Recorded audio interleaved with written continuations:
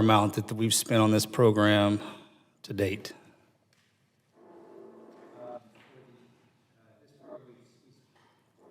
We spend money in support of, Just give me a good round number. I don't have that much time. a good round number would be on the EHR itself, we've expended $3.5 billion, on infrastructure, $2.1 billion.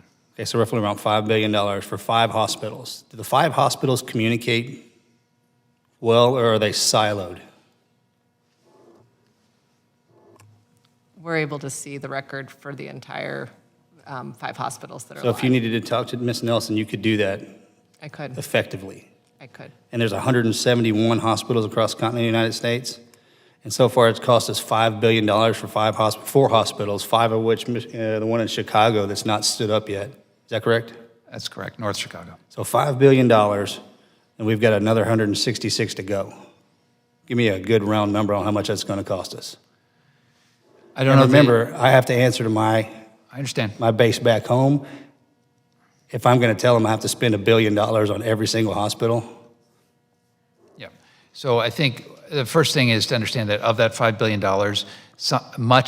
a good portion of that investment has also been made in the infrastructure improvements in many sites that we're preparing to go live, and we won't lose that investment. which we've absolutely failed on if we're in a hard reset.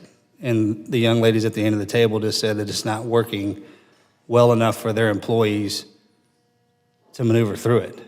Right, but So these are if we are in a hard reset, which in your statement you said, we do not have a firm timeline for completion of this project. And as a military man myself, I do appreciate if we're going to run an operation, the one thing that we do know is when it's going to happen.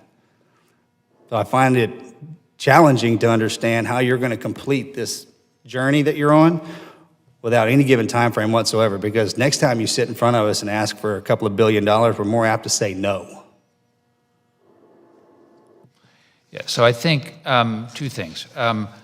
We are making an investment. I mean, the investment in infrastructure is providing value now. So that's improved Wi-Fi networks, the network upgrades that were necessary to support the system benefit the delivery of care with the current record, telehealth care, telehealth delivery at those sites.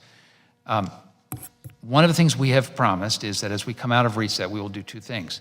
We will publish a schedule and a life cycle cost estimate. And that's part of the analysis we're doing right now. We feel an urgency to get restarted. We do feel an urgency to get restarted. We can't restart until we see sufficient improvement at the live sites, until we have learned from. Is it too deep of a hole for me to ask what that looks like to you? What improvement looks like? Yeah.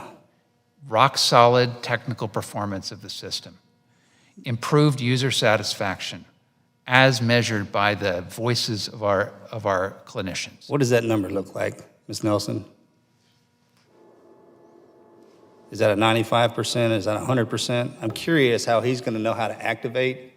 What number is going to come from the hospitals that you operate, any one of you, in order for our leadership to move forward? Specifically looking at user satisfaction? Yes, ma'am. We can start with that. So I would say that, if we take into account the survey that we did in April, where 86% of our staff did not agree with deployment. 86% did not. 86% of staff did not agree with future deployment of the record in its current state. I would say that at a minimum, we would have to get to more than 50% of our staff would recommend use of the system. Seems like a pretty deep hole, Mr. Evans.